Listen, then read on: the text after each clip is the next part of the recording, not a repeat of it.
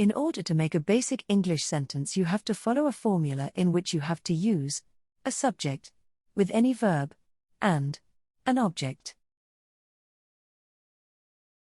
Subject plus verb plus object. Subject: a person or thing that is being considered, shown or talked about. For example, I, you, we, they, he, she, it. Verb: a word or group of words that is used to indicate that something happens or exists. Example: go, read, come, play, swim, talk, walk, laugh, cry.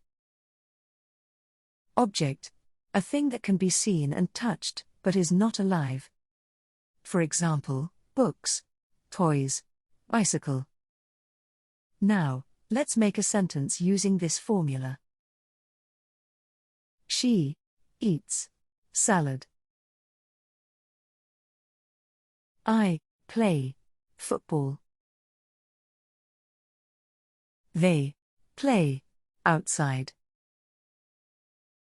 Now you have to make a sentence using S plus V plus O formula. Comment your sentence below. Subscribe.